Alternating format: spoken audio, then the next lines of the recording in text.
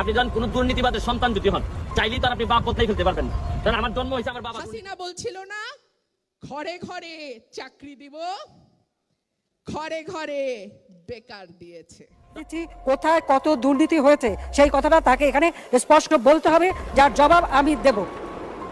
কারণ দুর্নীতি হচ্ছে বাংলাদেশে, দুর্নীতি যদি সত্যি হতো তো এত অল্প সময়ের মধ্যে এইসব প্রজেক্টের কাজ কি শেষ হতো? কোথায় কত দুর্নীতি হয়েছে সেই কথাটা তাকে এখানে স্পষ্ট বলতে। আসসালামু আলাইকুম দর্শক, দেশ ও দেশের বাড়ি থেকে যারা এই মুহূর্তে আমার ভিডিও ওপেন করেছেন সবাইকে অসংখ্য অসংখ্য ধন্যবাদ। দর্শক, প্রথমেই শিরোনাম দেখেছেন, ব্যারিস্টার সুমন এবং রুমিন ফারহানা মাননীয় প্রধানমন্ত্রীকে কিভাবে ধরেছেন এবং কিভাবে বলতেছেন যে বাংলাদেশের দুর্নীতিতে ভরে গেছে। সেখানে মাননীয় প্রধানমন্ত্রী চ্যালেঞ্জ করেছেন রুমিন ফারহানা এবং ব্যারিস্টার সুমনকে চ্যালেঞ্জ করে দিলেন মাননীয় প্রধানমন্ত্রী শেখ হাসিনা যে কোথায় কোন জায়গায় দুর্নীতি হচ্ছে যদি প্রমাণ করে দিতে না পারো তাহলে আমি এইগুলার শাস্তির আওতায় নিয়ে আসব। দর্শক, আজকের এই ভিডিওটা কঠিন থেকে কঠিন হতে চলেছে, আপনারা অবশ্যই শেষ পর্যন্ত ভিডিওটা দেখে যাবেন। প্রথমেই আমি ব্যারিস্টার সুমনকে নিয়ে বলতে চাই, ব্যারিস্টার সুমন কি কথা বলছে মাননীয় প্রধানমন্ত্রীকে উদ্দেশ্য করে, চলুন আমরা ব্যারিস্টার সুমনের কিছু কথা শুনে আসি, তাহলে বুঝতে পারবো। নেত্রীর সামনে দাঁড়াইয়া বলছি, মাননীয় প্রধানমন্ত্রী, আপনি চা বাগানের মানুষের মা, তারা আপনাকে মা মনে করে, আপনি ছাড়া তাদেরকে কেউ রক্ষা করবে না। অথচ শেখ হাসিনা কইয়া দিছে যে আমার চা বাগানের মানুষরা কষ্টে থাকবে না, তাদেরকে অবশ্যই সব ধরনের সুবিধা দিতে হবে।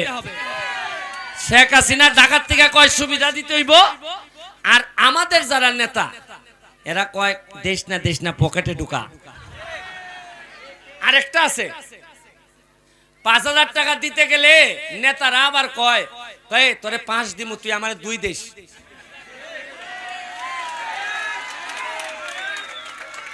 তা আবার কয় ও শোন 3 যদি সিটই বেশি, 2 দে আমারে দিতে না, তুই যে 3 পাইতাছিস এটাই তো বেশি বেশি। ফুল দিছে, ফুলে ফুলে এখন আমার শরীর চুলকাইতেছে সব, আর গরমও মাশাআল্লাহ। শুনেন, আপনারা আশ্চর্য হবেন, এত বছর ধরে এমপি মন্ত্রী আসে, চা বাগানের যে চায়ের দাম কম, এখন পর্যন্ত কেউ জননেত্রী শেখ হাসিনার কাছে গিয়া বলে নাই। আমি এমপি হওয়ার 1 মাসের মধ্যে, আমি জানি না যারা তরুণ আছে তারা ফেসবুকে দেখে থাকতে পারেন, নেত্রীর সামনে দাঁড়াইয়া বলছি, মাননীয় প্রধানমন্ত্রী, আপনি চা বাগানের মানুষের মা, তারা আপনাকে মা মনে করে, আপনি ছাড়া তাদেরকে কেউ রক্ষা করবে না। আমি বলছি যে যতদিন আমি এমপি আছি আমি চেষ্টা করে যাব তাদের দাবি দেওয়া। মজার জিনিস কি জানেন, আপনারা কি কখনো দাবি দেওয়া করে কি আমাদের কাছে নেতাদের কাছে কি আপনারা হীরা চান, স্বর্ণ চান, গলায় হীরার মালা চান? সামান্য আপনারা ইতিমধ্যে ব্যারিস্টার সুমন কিছু কথা বলেছেন এবং কথা জানিয়েছেন মাননীয় প্রধানমন্ত্রীর উদ্দেশ্যে, যে শেখ হাসিনা বলেছে যে আমার চা বাগানের শ্রমিকদের জন্য কোনো ক্ষতি না হয়, কেউ টাকা মেরে খেতে না পারে, তাহলে 10টা বছর যে মাহবুব আলী টাকা মেরে খেয়েছে এর জবাবদিহিতা কে দিবে? মাননীয় প্রধানমন্ত্রীর কাছে এই আবেদনটা ব্যারিস্টার সুমন করেছেন। আরও বলেছেন যে দেশটা এর জন্যই দুর্নীতিতে ভরে গেছে, 10 বছর মন্ত্রী থেকেও একটা কাজও হয় নাই চুনারঘাট এলাকায়। এদিকে মাননীয় প্রধানমন্ত্রীকে উদ্দেশ্য করে একজন ব্যক্তি, সে আর কেউ নয়, বিএনপির রুমিন ফারহানা কি বলেছে দেখুন, শুনলে আকাশে চাঁদ উঠবে নতুন করে হয়তোবা। হাসিনা বলছিল না ঘরে ঘরে চাকরি দিব, ঘরে ঘরে বেকার দিয়েছে। ঘরে ঘরে শুধু বেকারই দেয় নাই, ঘরে ঘরে মামলাও দিয়েছে। বলতে চাই নাই, আসলে হয়েছে কি, ঢেকি স্বর্গে গেলেও ধান ভানে। আমাকে কিন্তু 2-3 দিন আগে ওয়ার্নিং দেওয়া হয়েছে, এটা কিন্তু অরাজনৈতিক বক্তব্যের জায়গা। আমি বলি খাইছে, আমার মাথার চুল থেকে পায়ের নখ পর্যন্ত রাজনীতি।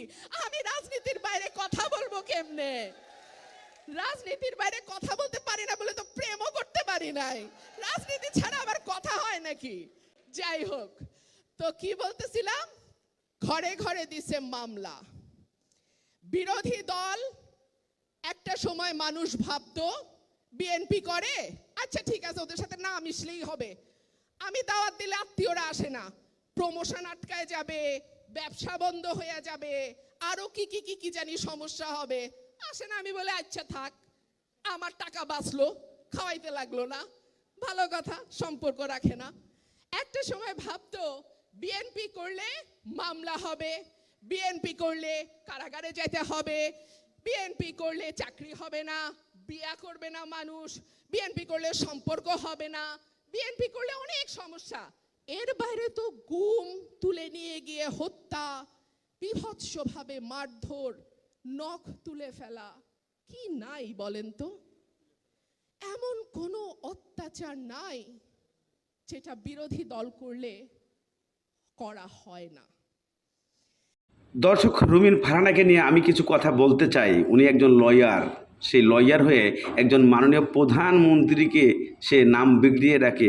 হাসিনা বলছিল না যে সে চাকরি দিবে, সে চাকরি না দিয়ে বেকার দিয়েছে, কিন্তু সে একজন আইনজীবী হয়ে তার এই ধরনের ভাষা ব্যবহার করাটা গ্রহণযোগ্যতা পায় নাই জনগণের মাঝে। যদিও সে সঠিকভাবে কথা বলতে পারত, কিন্তু সে বলে নাই, কারণ সে এনটি পার্টি অর্থাৎ বিরোধী দল, সেজন্য এই কথাটা বলেছে রুমিন ফারহানা। সে দেশকে নিয়ে বিভিন্ন কথা বলতে পারে, কিন্তু মানে প্রধানমন্ত্রীকে এভাবে তাচ্ছিল্য করে কথা বলতে পারে না। চলুন আরও কি বলেছে আমরা শুনে আসি রুমিন ফারহানা।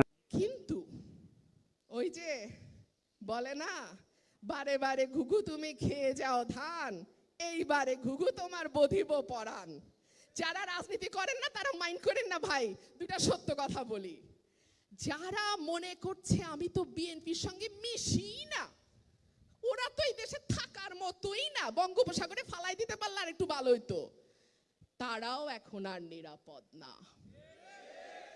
আমার ড্রাইভার ঈদের আগে আগে আমার কাছে আসলো।